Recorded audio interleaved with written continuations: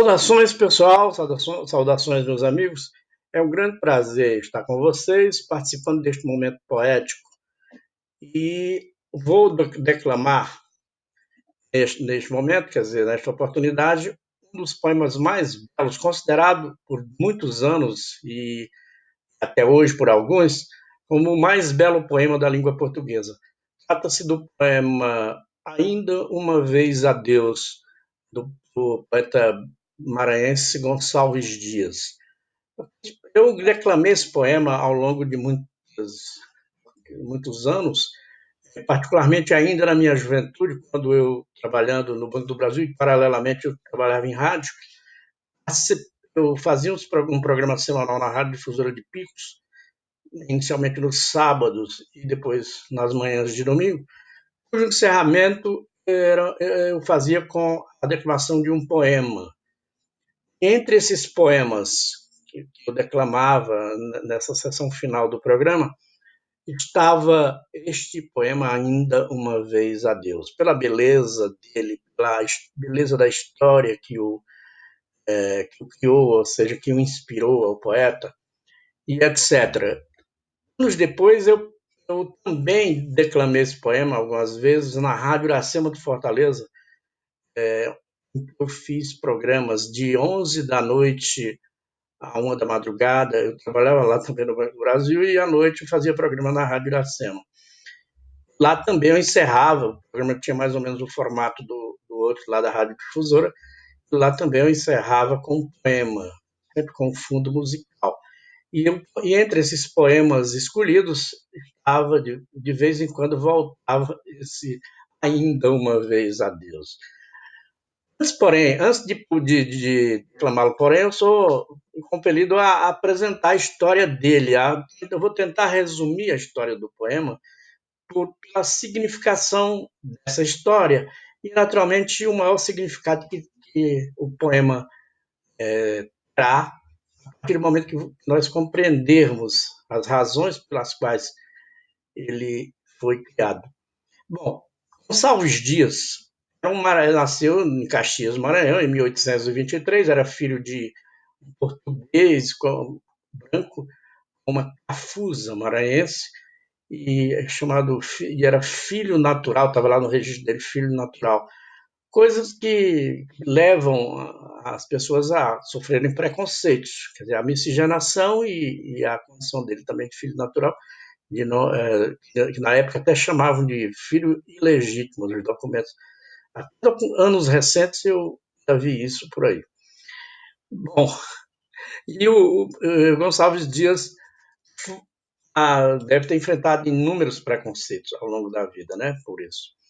E foi anos depois, lá ainda jovem, ele foi estudar em Portugal. Foi estudar em Portugal, fez os estudos secundários, fez o curso de Direito na Universidade de Coimbra. Lá já se revelou um poeta, um grande poeta, começou a escrever poemas belos, como, por exemplo, Canção do Exílio, Orgulhosa e tantos outros, e se destacou já como um grande talento. Formou-se em 1825, já aos 22 anos de idade aproximadamente, e veio para o Brasil. Veio para o Rio de Janeiro. Fixou-se no Rio de Janeiro. Começou a trabalhar como professor, jornalista, começou a escrever poemas, publicar livros, etc. Somente em 1846, quer dizer, um ano depois que havia chegado ao Rio de Janeiro, ele foi ao Maranhão, foi para São Luís, visitar a família, visitar amigos e etc. Lá ele conheceu uma jovem muito bonita, à época uma garota ainda, até os 15 anos de idade, chamada de Ana Amélia Ferreira do Vale. Foi uma paixão fulminante e recíproca. Tanto ele se apaixonou por ela, como ela por ele, sendo ele, porém, uns 8 ou 9 anos mais velho do que ela. Bom, nada disso impediu que o romance se tornasse sólido. Só que ele ainda não se decidiu, não falou em casamento. Voltou para o Rio de Janeiro, ou se falou, não consumou nada, né? E foi para o Rio de Janeiro trabalhar. E lá ele era professor de colégios, entre os quais o Colégio II, colégios importantes do Rio de Janeiro, jornalista, poeta, publicou livros, tornou-se famoso já, ainda jovem. E aproximadamente 6 anos depois, ele voltou para São Luís. Ele foi novamente a São Luís. E aí, lá chegando, reencontra a grande musa, a sua bela musa, Ana Amélia Ferreira do Vale. Ela já, a essa altura, uma jovem, de seus 20 anos aproximadamente, 19, 20 anos, e muito, muito, muito mais bonita, naturalmente, já formada, né? E a paixão reacendeu-se, e eles reataram o romance e resolveram casar-se. E ele pediu à família, pediu ela em casamento, a família, como era de praxe à época e até nos recentes aqui entre nós. A família, evidentemente, preconceituosa, como as famílias tradicionais costumavam ser, acredito que até hoje ainda há isso, preconceituosa não, embora amiga, interessante, era uma família amiga da família dele principalmente, mesmo assim não concederam a mão da Ana Amélia, não consentiram no casamento. E eles enfrentaram esse problema, e a Ana Amélia o desafiou a fugirem, mas ele não quis fazer isso, porque queria afrontar a família, não queria, tem o amor ferido de se sentir diminuído por um preconceito menor, e logo ele, que já era uma figura de muito destaque nas letras brasileiras, e como um advogado, etc., professor, e voltou para o Rio de Janeiro. Não casou, não fugiu, não casou, e voltou para o Rio de Janeiro. Lá, um ano depois, ele se casou com uma moça de alta sociedade, da Olímpia, filha de um médico e tal. Até, quem sabe, para mostrar para a família do Maranhão que ele tinha posto livre na sociedade, que ele era considerado pelos demais, mais do que fora lá no meio da sua família e da sua terra. Bom, os anos passam, ele não foi feliz no casamento, não era feliz no casamento, e, enquanto isso, a Ana Amélia também casou-se com um português, bem mais velho do que ela, bem mais velho, e foram embora para Portugal, para Lisboa, Ana Amélia e o marido, naturalmente. O marido era um comerciante. Lá eles enfrentaram dificuldades, inclusive financeiras, a empresa não entrou em declínio, e o casamento também estava muito mal. Ela não esquecia Gonçalves Dias, e Gonçalves Dias não esquecia ela. Era uma frustração de parte a parte. Vai, o tempo vem. Gonçalves Dias é nomeado no Brasil, pelo governo brasileiro, nomeado embaixador do comércio do Brasil no exterior, lá na Europa mais particularmente, e especificamente em Portugal. Ele ia lá com alguma frequência, naturalmente não tão grande a frequência, porque naquela época não tinha aviões, viajavam de navio, e as viagens muito longas. E Gonçalves Dias, numa dessas ocasiões, Gonçalves Dias, passando pelo passeio público em Lisboa, encontra-se com Ana Amélia, que vinha acompanhada de uma outra mulher, e foi aquele encontro chocante, um encontro bastante emocionante. Ele ficou muito, digamos, extasiado, e ela muito mais ainda, não conseguia falar, chorava, enfim, não se comunicaram. Ambos estavam cheios de sofrimentos e queixas, talvez, queixas recíprocas. E ele voltou para os seus aposentos, e lá ele escreveu esse grande poema chamado Ainda uma Vez a Deus. E eu vou iniciar. Enfim te vejo, enfim posso, curvado a teus pés, dizer-te: não cessei de querer-te, apesar de quanto sofri. Muito penei, tuas ânsias, dos teus olhos afastado, houveram me acabrunhado a não lembrar-me de ti. De um mundo a outro impelido, derramei os meus lamentos. Nas surdas asas do vento, do mar na crespa cerviz. Baldão, ludíbrio da sorte, terra estranha entre gente, que alheios males não sente, nem se condói do infeliz. Louco, aflito, a saciar-me, de agravar minha ferida, tomou-me tédio da vida, passos da morte senti. Mas, quase no passo extremo, no último arcar da esperança, tu me vieste a lembrança, quis viver mais, e vivi.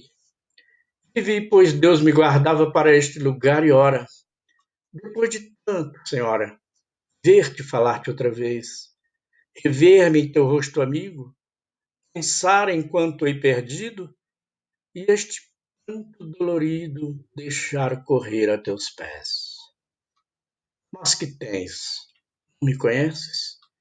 Me afastas teu rosto? Pois tanto todo desgosto transformar o rosto meu? Eu sei a aflição quanto pode, sei quanto ela desfigura, e eu não vivi na aventura, mas olha-me bem que sou eu. E uma voz me diriges, julgas-te acaso ofendida?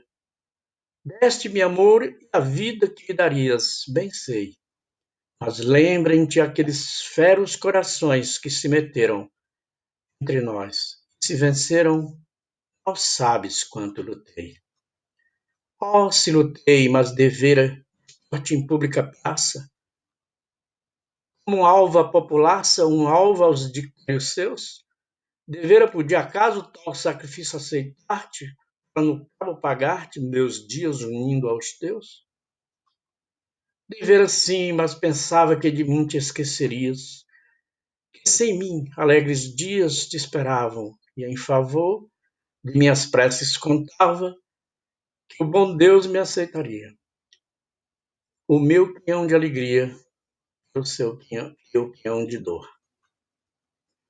Me enganei, ora o vejo, nadam teus olhos em pranto. Arfa-te o peito e, no entanto, nem me podes encarar. Eu fui, mas não foi crime. Eu não te esqueci, eu te juro. Sacrifiquei meu futuro, vida e glória, por te amar. Tudo, e na miséria do martírio prolongado, lento, cruel, disfarçado, que eu nem a ti confiei. Ela é feliz, me dizia. Seu descanso é obra minha. Pegou-me a sorte mesquinha. Perdoa, me enganei. Os encantos me tinham, a ilusão me afagava. De noite, quando acordava, de dia, em sonhos talvez. Tudo isso agora onde para? Onde a ilusão dos meus sonhos? Os projetos risonhos? Tudo esse engano desfez. Enganei-me, horrendo caos, nestas palavras se encerra. Tudo do engano quem erra não pode voltar atrás. Amarga e risão reflete. Quando eu gozar-te pudera, mártir quis ser, cuidei que era, e um louco fui, nada mais. Louco julguei adornar-me com palmas da alta virtude, que tinha eu bronco e rude com o que se chama ideal.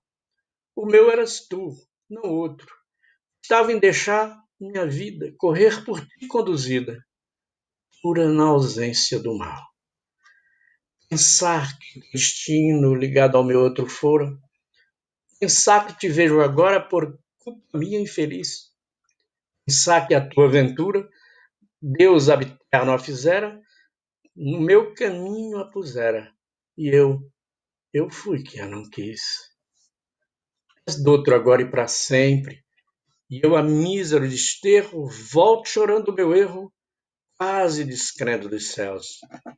Dói-te de mim, tu me encontras em miséria posto, que a expressão deste desgosto será um crime ante Deus.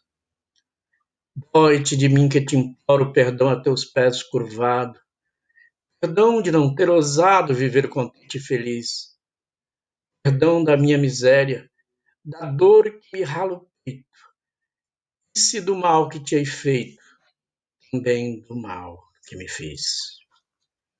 Adeus que eu parto, senhora, pegou-me o fado inimigo, Passar a vida contigo, ter sepultura entre os meus. Chegou-me nesta hora extrema, por extrema despedida, ouvir-te a voz comovida, soluçar um breve adeus. Lerás, porém, algum dia meus versos d'alma arrancados, com amargo pranto banhados, com sangue escritos, e então confio que te comovas, que a minha dor te apiade, que chores não de saudade, nem de amor, de compaixão.